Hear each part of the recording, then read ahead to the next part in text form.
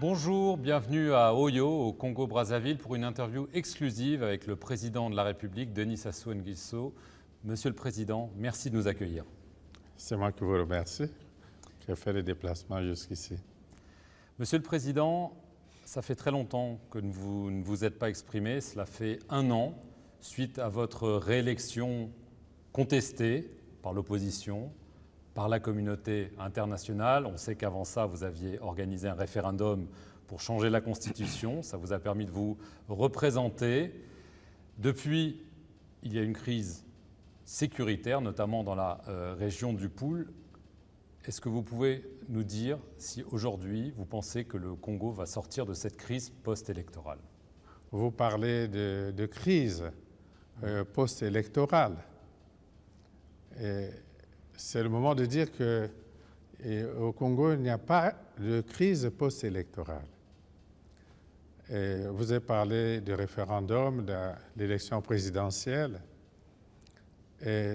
Toutes ces élections se sont déroulées dans le calme total, sans incident majeur. Pas dans la transparence, d'après beaucoup de gens, dans l'opposition, d'après les observateurs. C'est pour ça qu'il y a toute cette tension. Sans incident majeur.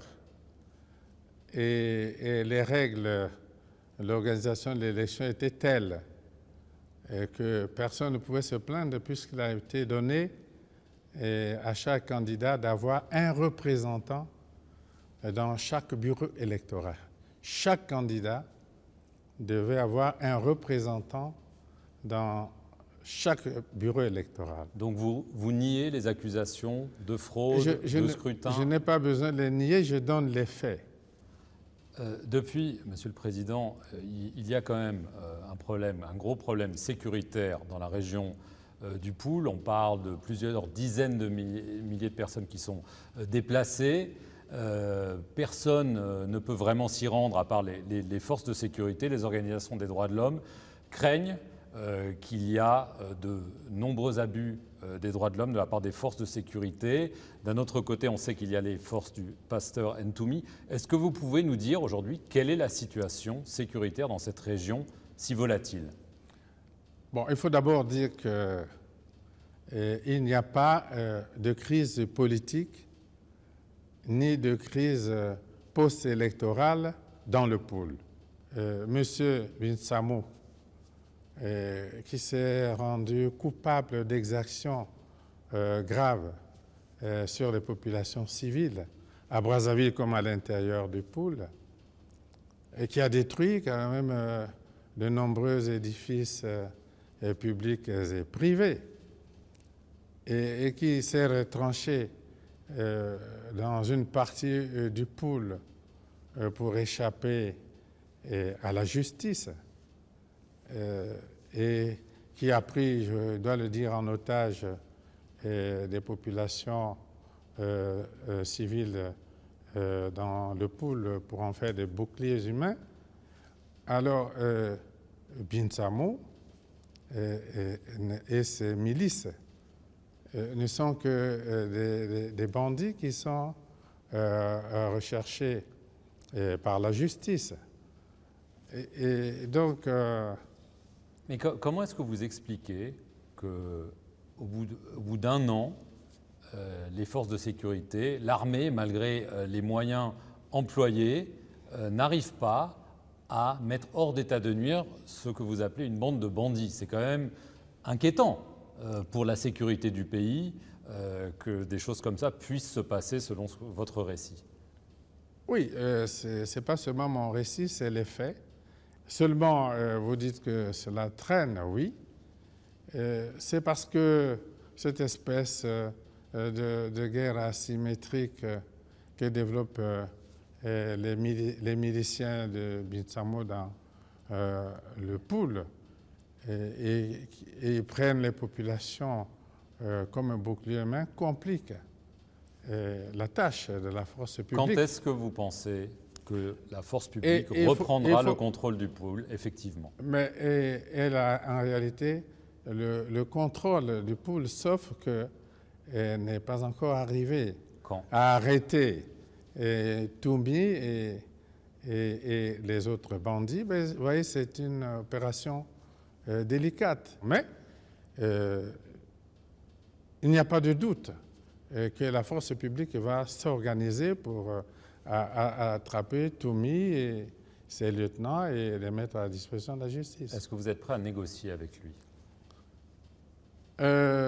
Négocier avec les terroristes, non.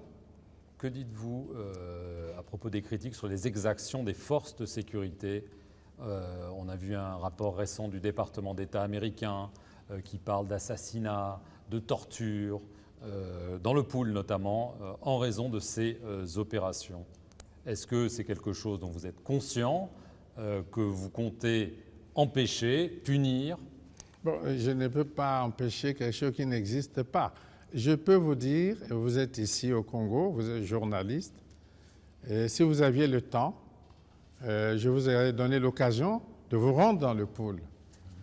Dans le Pool, les populations qui y vivent sont sous la protection de la force publique. Donc le département d'État américain, Je l'émanation ne suis pas sûr que le département d'État américain ait enquêté, ait envoyé une mission dans le Pool. Je ne suis pas sûr. Je crois Ils inventent c'est des une histoires. grosse erreur. Bon, il y a beaucoup de phénomènes de manipulation dans le monde. Je ne reviens pas là-dessus. Je lance le défi à tous ceux qui ont publié ces rapports de venir au Congo et de se rendre dans le Pool et d'entrer en contact avec les populations. Je veux en venir aux opposants. Beaucoup sont en prison. Un certain nombre de leaders sont accusés d'atteinte à la sécurité de l'État. Là encore, des organisations des droits de l'homme s'inquiètent de leur sort. Il y a eu des peines de prison. Il y en a qui sont en détention provisoire, qui attendent un procès.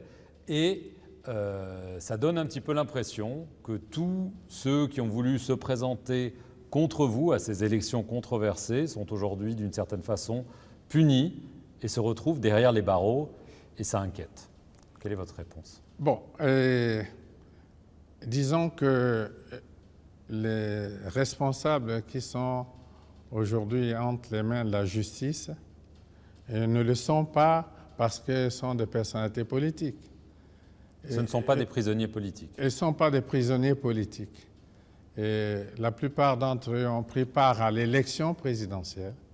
Ils ont battu campagne et n'ont pas été élus. Ça, c'est une autre histoire.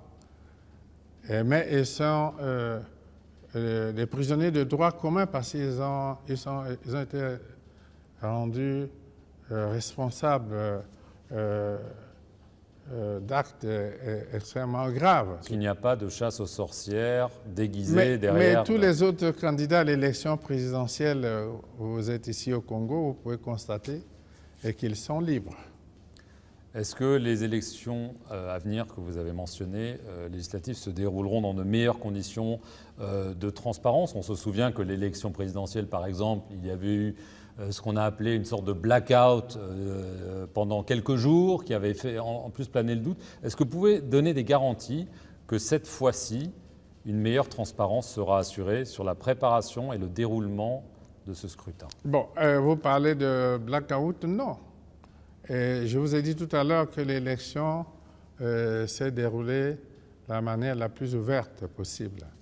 Oui, à un certain moment, lorsque nous avons senti qu'à l'extérieur du Congo, des forces travaillaient pour créer des désordres dans notre pays et utiliser des éléments inconscients pour perturber la paix dans le pays, oui, le gouvernement avait décidé de suspendre pendant quelques jours certaines communications.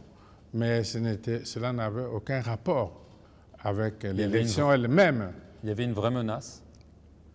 Oui, menace parce que nous avions quand même des éléments qui indiquaient que certains éléments mercenaires venus des pays étrangers étaient autour de notre pays et s'organisaient pour créer le désordre dans le pays.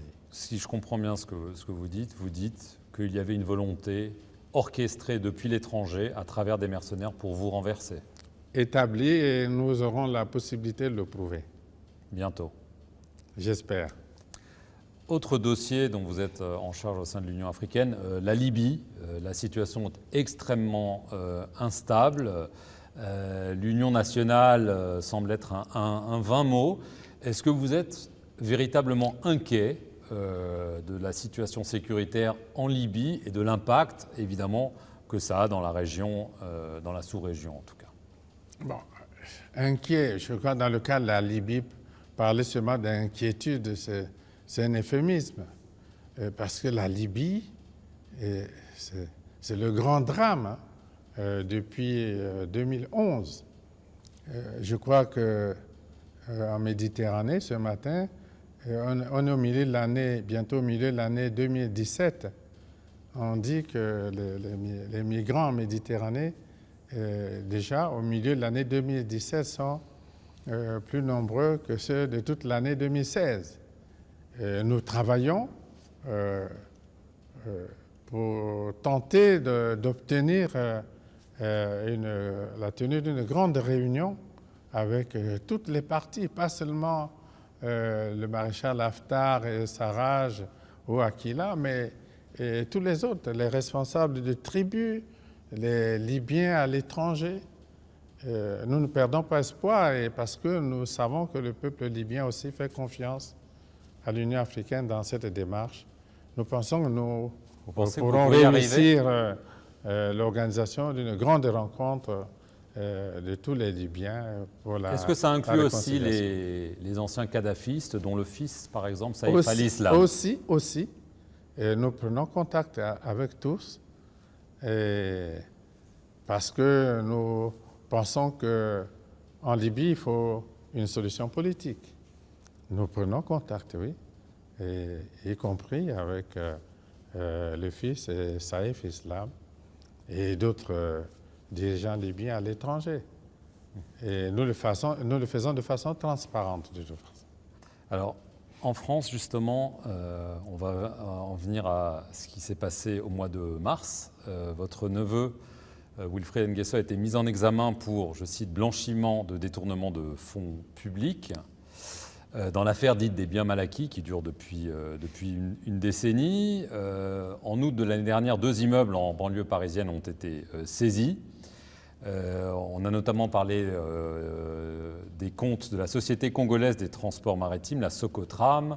On a parlé de retrait en liquide pour vous, pour votre entourage. Quelle est votre réaction à cette mise en examen de votre neveu? Lorsque nous assistons à un battage de presse et à tous les montages que nous observons, nous disons simplement que il y a en réalité volonté de nuire et acharnement. Et surtout quand nous observons qu'en France, les dirigeants de divers pays, parlons un peu du Golfe Persique et d'autres pays, ont acheté tous les grands hôtels de Paris et d'autres, sans que quelqu'un lève le petit doigt. Il y a 2 poids, 2 mesures. Ah bah, c'est comme le nez sur la figure. Et donc, nous constatons simplement qu'il y a cette espèce d'acharnement, volonté de nuire, et même une recherche des réseaux un peu obscurs, clairs-obscurs, soutenus par les médias. Et nous disons qu'il y a plutôt volonté de déstabiliser notre pays au-delà des attaques qui sont adressées à notre famille. Mais nous laissons les avocats suivre cette espèce de nébuleuse. Mais là, quand même, c'est la première fois qu'un membre de votre famille, votre neveu, est mis en examen. Ce n'est pas des médias, ce sont des juges d'instruction. On a parlé comme je vous disais, de centaines de milliers d'euros de retrait des comptes de cette société, la Socotram, par vous et votre entourage. Est-ce que vous dites que tout ceci, ce n'est pas le travail de véritable juge d'instruction, mais que c'est autre chose, sans doute une cabale politique? Mais les ONG qui sont à la base de toute cette cabale, on ne dit pas si ces ONG sont bien dans leurs droits. Vous ne craignez pas, on parle beaucoup que votre fils, Denis Christel, qui est évidemment très impliqué dans l'industrie pétrolière, soit à son tour mis en examen, comme la rumeur court? C'est ce qu'on verra, mais nos avocats s'occupent de cette question, croyez-moi, et que cette cabale aura un jour son dénouement. Dernière question, Monsieur le Président. Ça fait longtemps que vous exercez le pouvoir. Il y a eu cette réélection suite au changement de constitution qui a fait sauter la limite d'âge, la limite de mandat. Et c'est vrai que beaucoup se demandent si vous voulez être président à vie ou si vous vous êtes fixé un terme en tant que président. Beaucoup, c'est les Congolais ou les non-Congolais? Les deux. Les deux. Bon, moi, je suis pas Dieu et je n'ai pas dit que je serai président à vie. Et ce qui est vrai, c'est que nous n'avons jamais usurpé un quelconque mandat. Et tous les mandats que nous avons exercés l'ont été par la volonté des Congolais. Et puis voilà, pour l'heure, nous avons un mandat du peuple, nous allons l'exercer jusqu'à son terme, si Dieu le veut. Ce sera votre dernier mandat? Je dis, aujourd'hui, nous avons un mandat qui nous a été confié par le peuple à travers une élection que je venais de décrire tout à l'heure. Nous allons exercer ce mandat jusqu'à son terme, si Dieu le veut.